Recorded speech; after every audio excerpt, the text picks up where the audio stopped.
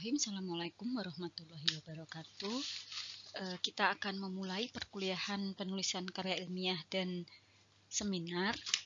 Jadi mata kuliah ini akan diampu oleh saya, Bu Asmi dan Bu Dian. Berikut ini adalah topik-topik dari mata kuliah ini. Ada batasan karya ilmiah, langkah-langkah penyusunan karya ilmiah, penggunaan bahasa Indonesia baku, penggunaan dan penyusunan referensi, penyusunan proposal tesis dan tesis, kemudian penulisan jurnal ilmiah, dan presentasi poster dan oral. Untuk poin 1 sampai 4 kita bisa selesai dalam satu pertemuan. Kemudian untuk penyusunan proposal tesis nanti di akhir perkuliahan. Penulisan jurnal, poster, dan oral lebih bersifat learning by doing, jadi praktisnya nanti akan diberikan oleh Bu Asmi, saya, dan Bu Dian dalam bentuk latihan langsung. Karya tulis atau karya ilmiah, ya, jadi karya tulis sendiri itu dibagi dua, karya ilmiah dan bukan ilmiah. Tapi pada keduanya ada hal yang sama, yaitu kegiatan diawali dari kegiatan menulis.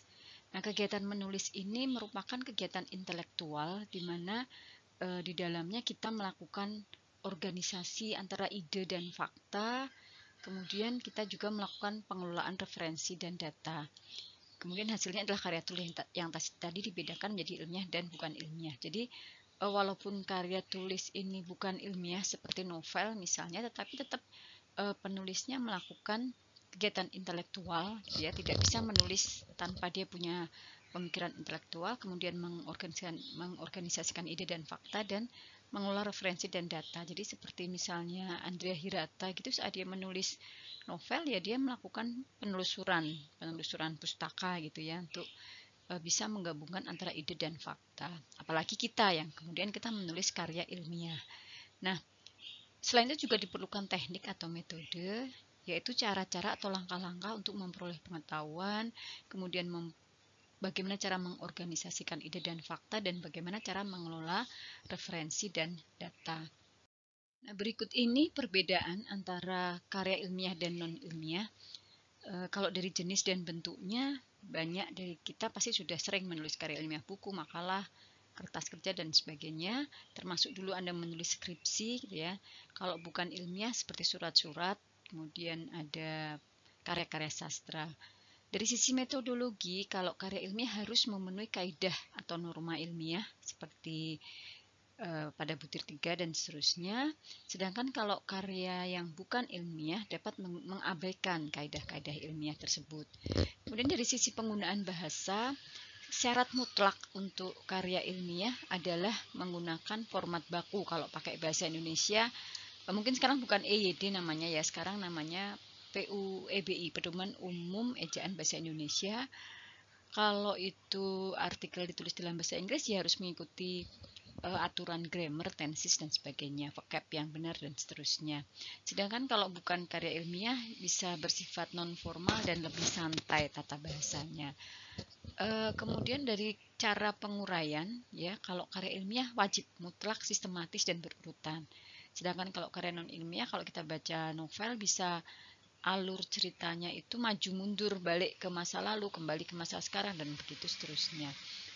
Kemudian dari sisi fungsi, karya ilmiah ini bertujuan sebagai alat argumentasi, kemudian menyampaikan saran atau rekomendasi atau temuan-temuan terkait sesuatu hal ilmiah. Ya. Kemudian kalau non ilmiah, ya untuk mengungkapkan perasaan atau menjadi hiburan gitu ya, menjadi sarana rekreasi hiburan. Dan dari sumber pustaka harus ada, yang non ilmiah walaupun ada tidak harus disebutkan gitu ya, tidak harus disebutkan dalam tulisannya. Kemudian dari karya ilmiah kita batasi, jadi ada batasan karya ilmiah adalah tulisan yang didasarkan pada pengetahuan ilmiah, jadi tidak boleh khayalan gitu ya, harus berdasarkan pengetahuan ilmiah yang juga diperoleh melalui metode ilmiah. Apa sih metode ilmiah itu? Metode ilmiah ini harus memenuhi 3 kriteria: logis, sistematis, komprehensif. Logis artinya itu merupakan fakta atau hasil analisis dan pengetahuan yang dikandung itu memiliki argumentasi yang dapat diterima oleh akal. Jadi logis itu menyampaikan fakta, hasil analisis, pengetahuan, tapi bisa dipertanggungjawabkan, gitu ya. Kuat secara argumentasi dan bisa diterima oleh akal. Kemudian sistematis tadi sudah harus dipaparkan secara urut-urut, bertahap, dan gayut. Gayut itu sambung satu dengan yang lainnya, nyambung. Jadi tidak bisa kita hanya nempel tulisan-tulisan tanpa kemudian kita ada benang merah yang menyambungkan satu bagian tulisan dengan bagian tulisan yang lain. Kemudian juga bersifat komprehensif, ya. Artinya fakta, gejala, dan peristiwa yang dilaporkan, ditulis itu ditelaah secara menyeluruh. Bagaimana hubungan satu fakta dengan fakta yang lain. Jadi misalnya Anda punya penelitian yang terdiri dari beberapa parameter yang diuji, maka Anda harus bisa menghubungkan, kemudian memandang atau menjelaskan secara komprehensif hubungan satu fakta dengan fakta yang lain. Nah, konsep dasar dari karya ilmiah, gitu ya. Jadi karya ilmiah ini dibuat guna menyebarluaskan ilmu pengetahuan yang telah kita peroleh. Jadi kita melakukan penelitian ilmiah, kemudian kita dapat ilmu pengetahuan baru, kemudian kita sebarluaskan kepada masyarakat ilmiah, atau untuk menyusun ide atau gagasan yang menggunakan alur berpikir ilmiah untuk mengembangkan ilmu pengetahuan. Jadi kalau Anda nulis proposal, belum ada hasilnya pun itu sudah disebut menulis karya ilmiah, gitu ya, karena ada definisi itu menyusun ide. Kemudian karya ilmiah ini merupakan salah satu bentuk komunikasi antara penulis dan pembaca. Hanya bedanya kalau karya ilmiah ini komunikasinya satu arah. Anda mengirim pesan, pembaca menerima pesan, tetapi tidak ada komunikasi dua arah, komunikasi balik antara pembaca ke kita. Artinya apa? Artinya tulisan kita harus kita buat sejelas mungkin, sedetil mungkin, jangan sampai kemudian pembaca bingung atau salah persepsi. Ini berbagai jenis karya ilmiah, jadi berdasarkan subjek, tujuan atau siapa penulisnya, ada makalah, kertas kerja, laporan penelitian, skripsi, tesis, disertasi, atau artikel ilmiah maupun buku. Nah, kita lihat satu persatu. Makalah. Makalah itu karya tulis ilmiah sederhana. Jadi dulu waktu mahasiswa S1 sering diminta membuat makalah, itu sudah menulis karya ilmiah tapi masih sederhana, menyajikan masalah yang pembahasannya berdasarkan data di lapangan yang bersifat empiris atau objektif, atau menyajikan masalah dengan proses berpikir deduktif atau induktif. Kemudian biasanya ini untuk melengkapi tugas-tugas mata kuliah atau memberikan saran pemecahan suatu masalah secara ilmiah, disusun dengan bahasa yang lugas dan tegas. Kemudian ada kertas kerja, paper, ini biasanya seperti makalah, tapi analisisnya lebih serius daripada makalah, dan biasanya ditulis atau disajikan dalam seminar atau lokakarya. Bisa berwujud laporan teknik, ya, hasil survei, hasil eksperimen, atau laporan penelitian. Kalau laporan penelitian ini ada hasil pengkajian literatur dan pendekatan empiris.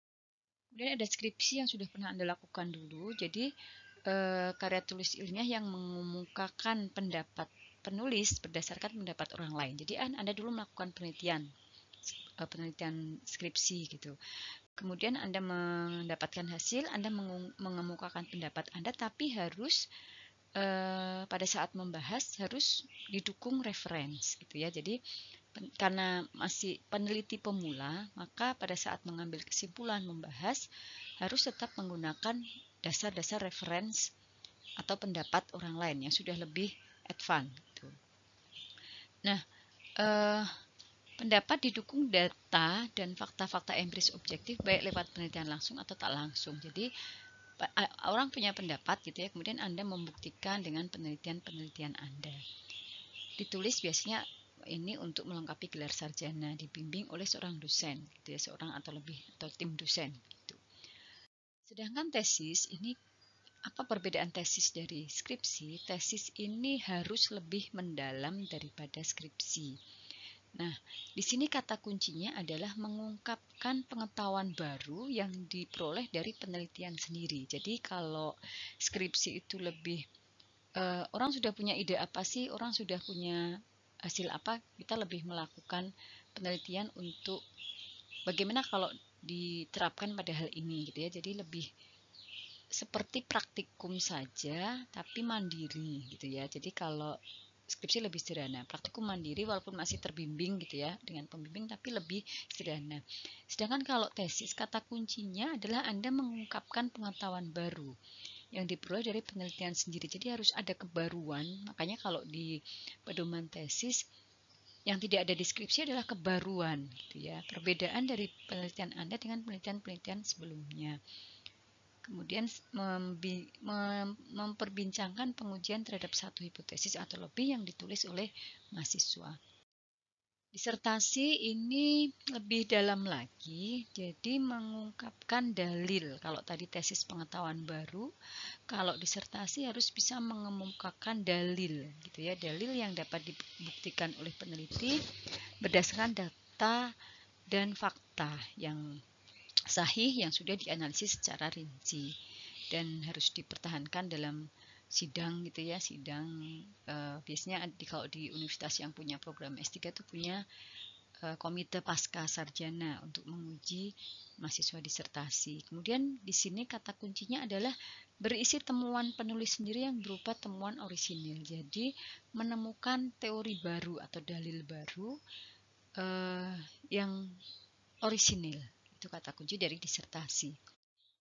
Kemudian kalau buku teks ini sudah sering lihat ya, buku yang tujuan untuk dipelajari berisi kumpulan teori atau suatu ilmu.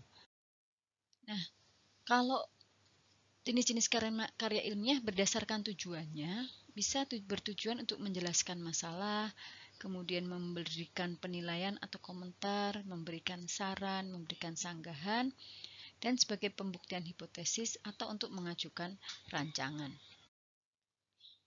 Nah, ini yang nanti harus diperhatikan saat menulis karya ilmiah. Jadi, kriteria karya ilmiah yang pertama adalah memenuhi rambu-rambu internal, yakni kebenaran. Jadi, kebenaran sesuai fakta hasil kajian. Jadi, tidak boleh memanipulasi data, gitu ya. Tidak boleh tidak melakukan tapi tiba-tiba ada data, atau melakukan tapi sebagian datanya jauh lebih banyak. Itu tidak boleh. Atau datanya A dirubah menjadi B. Itu yang tidak boleh. Jadi, ada sesuai fakta hasil kajian.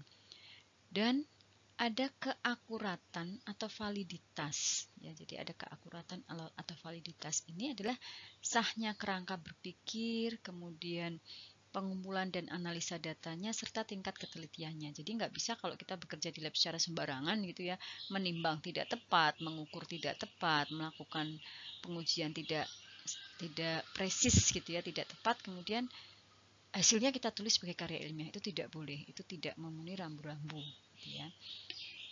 Yang kedua, memenuhi rambu-rambu eksternal. Jadi kalau seperti Anda menulis tesis, maka rambu eksternalnya adalah pedoman tesis gitu ya, pedoman tesis. Kemudian ada kalau menulis jurnal ya ada author guide gitu ya, aturan untuk penulis itu. Kemudian aturan tulisnya sudah lengkap, aturan teknis penulisannya, kemudian tetap juga semuanya tadi mensyaratkan penggunaan bahasa Indonesia yang baku, bahasa Indonesia maupun bahasa internasional yang baku. Kemudian kalau ciri-cirinya, jadi yang pertama karya ilmiah itu harus mendalam atau tuntas. Jadi kalau kita punya masalah, maka segi-segi masalah harus dibahas atau dikupas secara mendalam sampai ke akar-akarnya, dan suatu topik itu dibicarakan secara detail gitu ya. Jadi kalau misalnya Anda sedang melakukan penelitian tentang aktivitas suatu ekstrak terhadap tikus yang dibuat DM resisten insulin, ya resistensi insulin ini harus Anda kupas secara detail gitu ya. Jadi parameternya juga dalam, luas, dalam gitu ya. Nah, bagaimana agar dapat dibahas dengan tuntas? Maka jangan memilih topik yang terlalu luas gitu ya. Jangan memilih topik yang terlalu luas, misalnya DM tipe 1, DM tipe 2, DM segala macam mau diteliti. Itu pasti Anda tidak akan bisa melakukan penelitian secara tuntas, kecuali kalau memang Anda punya seperti seorang profesor misalnya, dia memang sudah punya payung penelitian, maka misalnya dia mau mengklaim dirinya ahli diabetes, ya dia akan melakukan penelitian, tapi kan itu waktunya panjang. Sedangkan untuk tesis yang hanya 1 tahun gitu ya, maka harus dipilih topik yang sempit, tidak usah terlalu luas, tapi nanti pembahasannya dalam. Kemudian cukupkah buku, bukan hanya buku sebetulnya ya, tapi juga literatur yang mendukung. Karena ada beberapa topik penelitian itu yang kemudian mahasiswanya kesulitan mencari literatur karena itu hanya ada di Indonesia gitu. Di luar negeri belum dilakukan atau tidak lazim dilakukan. Misalnya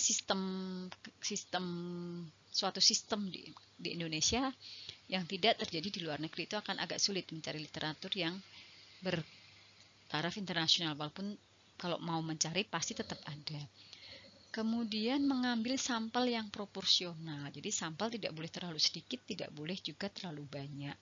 Nah, kemudian selain itu juga melengkapi data literatur sebagai sumber rujukan. Jadi tetap sama, kita tetap menggunakan literatur sebagai sumber rujukan, tidak bisa mengarang-arang sendiri.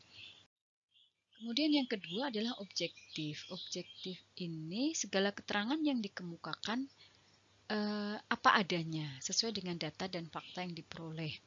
Tidak dibuat-buat atau direkayasa. Jadi pada saat merumuskan masalah juga masalahnya benar-benar real, masalahnya itu.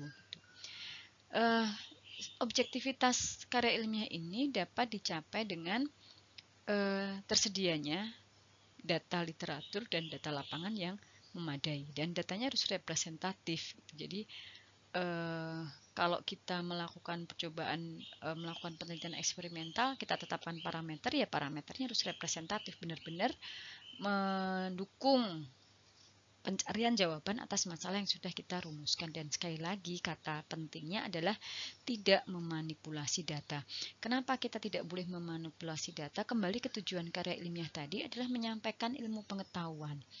Nah, kalau ilmu pengetahuan ini dibangun dari data yang tidak benar, maka informasi yang kita sampaikan juga informasi yang tidak benar. Nah, itu tidak boleh, apalagi zaman sekarang di mana setelah informasi itu tersampaikan, misalnya Anda nulis gitu ya, kemudian tulisan Anda sudah sudah diterima, diterbitkan di jurnal. Kalau dulu belum ada era open jurnal system seperti ini, mungkin yang membaca jurnal Anda hanya yang ketemu bentuk hard copy-nya gitu ya, ada di perpustakaan. Nah, tapi sekarang tidak bisa, begitu kita googling, semua jurnal yang ada pasti akan keluar. Di Google Scholar aja semua sudah keluar. Jadi itu pentingnya kita tidak memanipulasi data.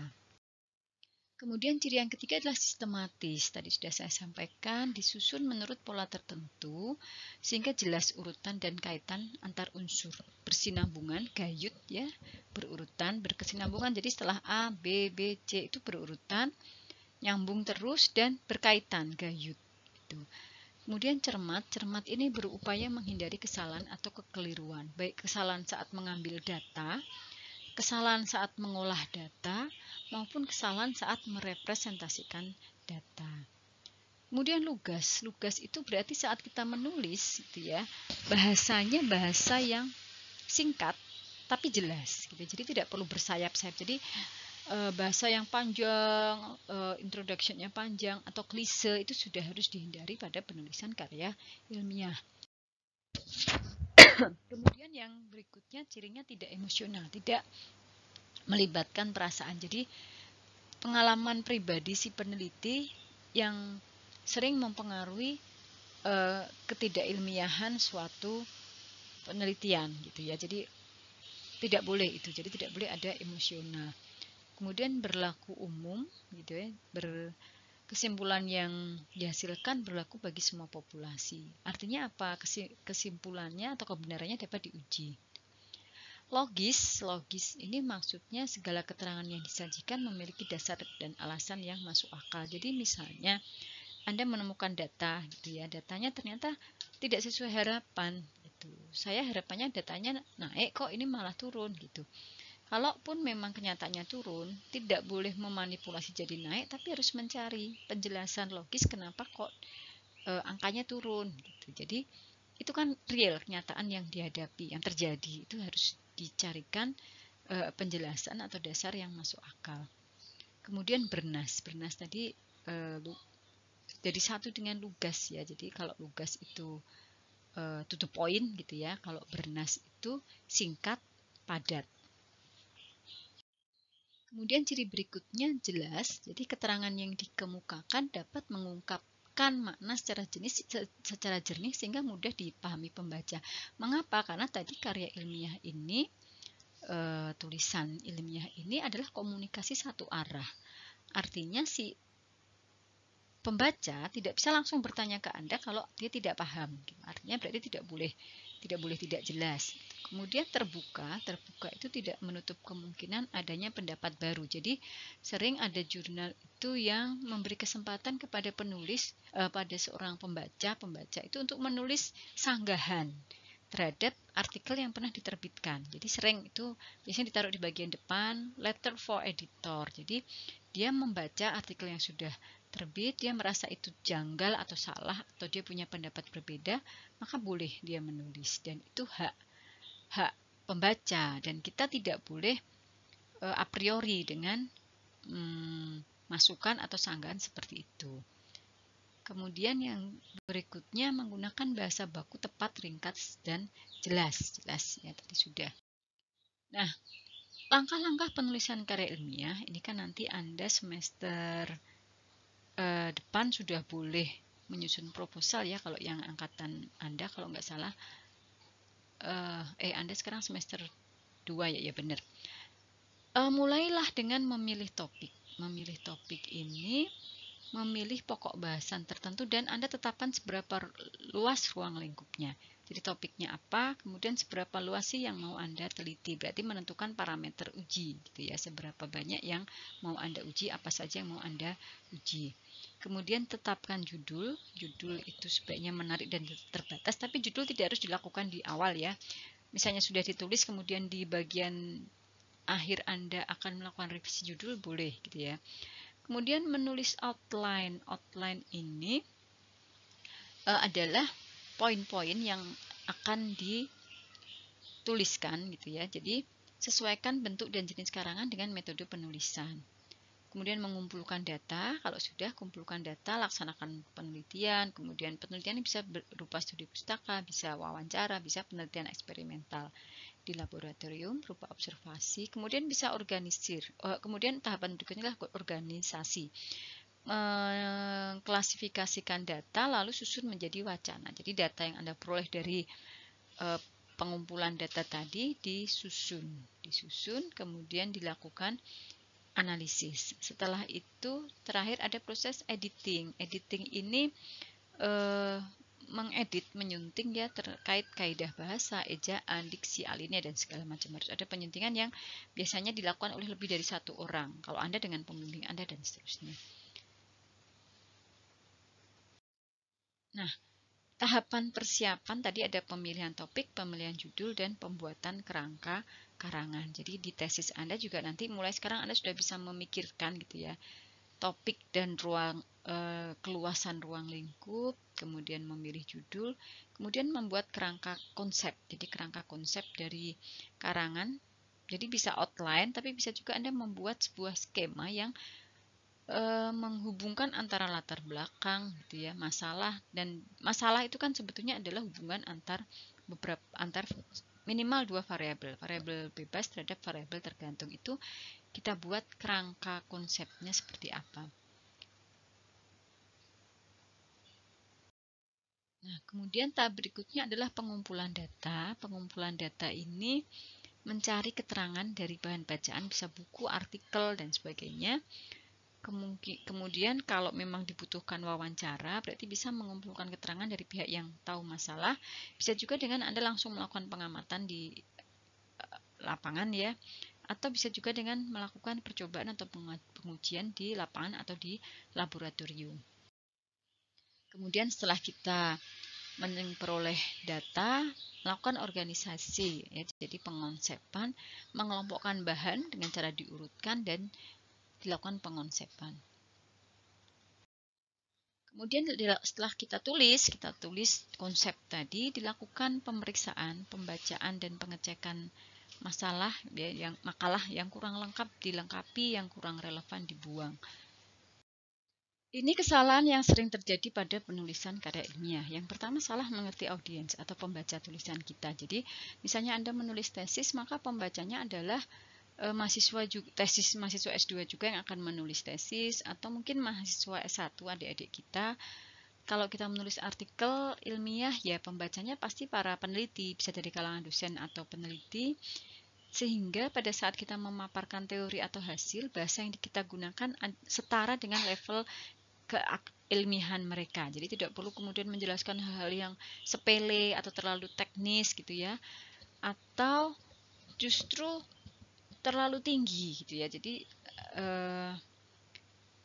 maksudnya sangat ilmiah tapi justru banyak hal yang belum terjelaskan gitu ya. Jadi harus memahami siapa pembacanya. Kemudian salah dalam menyusun struktur. Jadi tadi ada kaidah yang harus diikuti. Kalau tesis ya Anda mengikuti pedoman tesis, kalau artikel Anda mengikuti aturan untuk penulis, author guide gitu ya.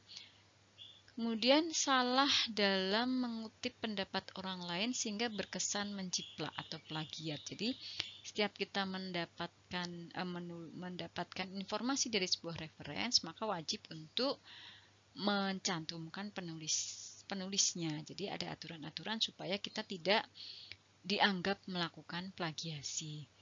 Kemudian salah dalam menuliskan bagian kesimpulan. Jadi dalam karya ilmiah itu ada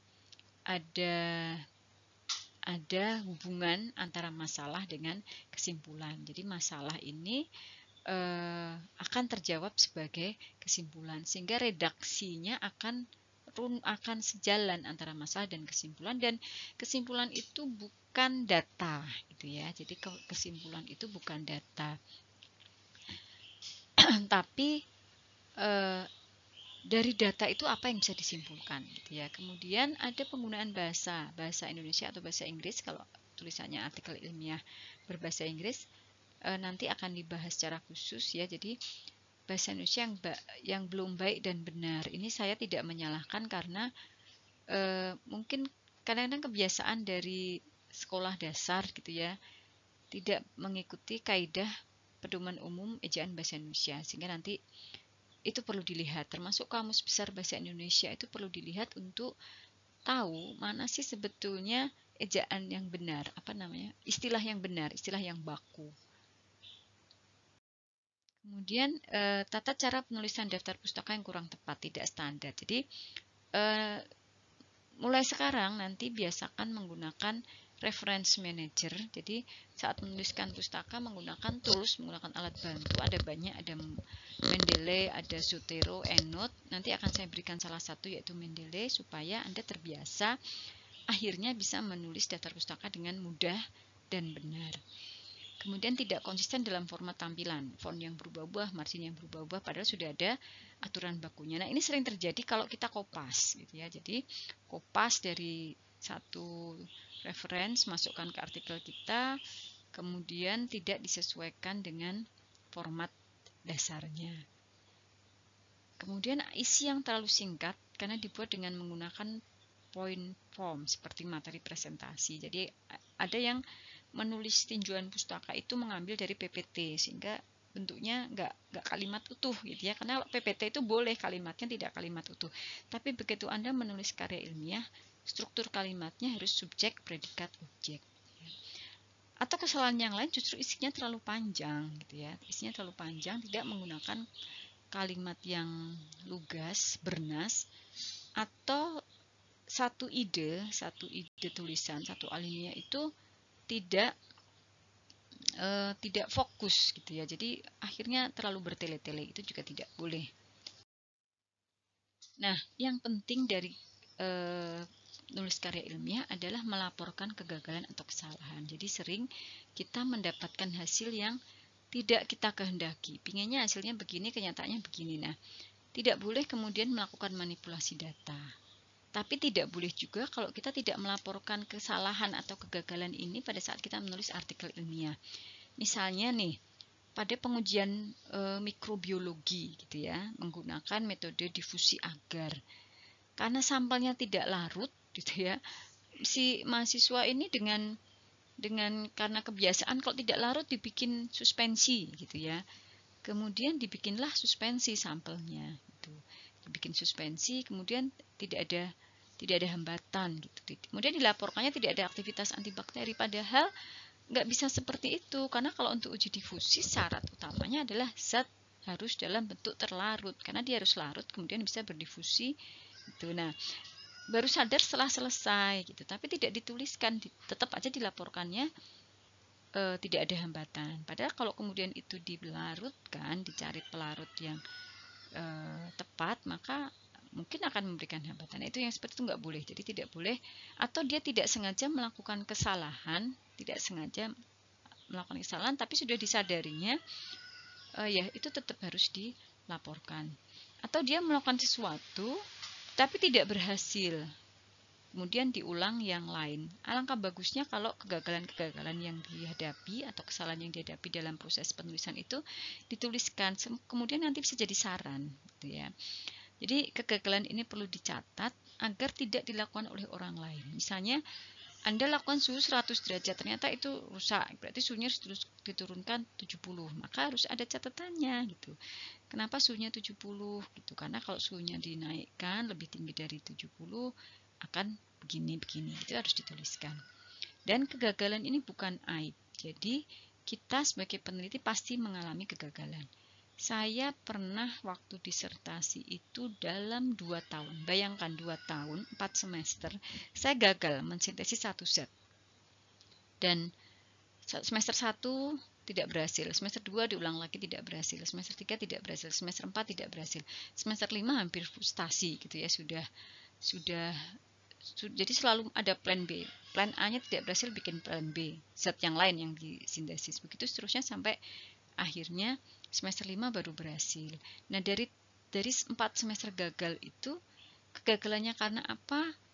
Akhirnya ketemu gitu ya. Jadi oh ternyata yang kemarin tuh begini, harusnya begini itu akhirnya ketemu dan jadi ilmu yang baru. Jadi pengetahuan yang baru yang itu akan sangat baik kalau dituliskan gitu ya. Jadi laporkanlah kegagalan tersebut dan analisa atau dugaan Anda mengapa hal tersebut bisa terjadi. Karena itu sangat penting bagi peneliti berikutnya. Jadi bayangkan tesis Anda adalah peta di hutan belantara. Kalau peneliti yang lain ada bagian-bagian tertentu yang sudah Anda beri tanda bahwa ini harusnya begini gitu ya. Ini jalan buntu sulit, ini Anda beri tanda, maka peneliti berikutnya akan melihat tanda Anda dan dia tidak akan melakukan hal yang sama dengan Anda, atau Anda mengikuti arahan Anda supaya betul gitu ya. Alangkah bermanfaatnya kita kalau kita bisa seperti itu. Jadi ini bisa merupakan sebuah pembahasan tersendiri, yaitu tentang bagaimana melakukan penelitian. Jadi satu topik sendiri nih sebetulnya ya. Jadi teknis atau biasanya ada di metodologi. Anda akan ada kuliah metodologi, yaitu ada pembahasan sendiri tentang ini. Kemudian mengantisipasi pembaca tulisan gitu ya. Jadi hal yang sering terlupakan oleh mahasiswa adalah audiens atau pembaca tulisan. Strategi penulisan akan berbeda jika pembaca adalah orang yang mengerti farmasi gitu ya, dan orang yang kurang mengerti farmasi. Nah, Anda harus ingat bahwa tesis Anda ini atau artikel ilmiah Anda ini ditujukan kepada orang yang mengerti farmasi. Kemudian bahasa yang digunakan juga harus untuk menjelaskan harus pas sesuai dengan audien. Jika Anda menganggap bahwa seorang pembaca itu tidak mengerti atau istilah kasarnya bodoh, maka pembaca akan terhina. Saya juga nggak suka. Saya sendiri kalau baca artikel kemudian penulisnya itu menjelaskan sesuatu seakan-akan saya itu nggak ngerti, saya tutup biasanya artikel itu, nggak jadi saya baca, males gitu bacanya. Karena apa? Karena kita kaum ilmiah gitu. Tapi kalau membaca artikel juga ini rumit sekali, tapi kok nggak ada penjelasan juga saya nggak mau gitu ya. Jadi kita akan lebih nyaman membaca kalau kita dapat informasi yang baru dan jelas gitu. Bukan informasi yang kita juga udah tahu gitu ya. Jadi apalagi kalau gaya bahasanya itu menjelaskan seakan-akan kita itu mahasiswanya gitu. Itu tidak nyaman sekali untuk pembaca.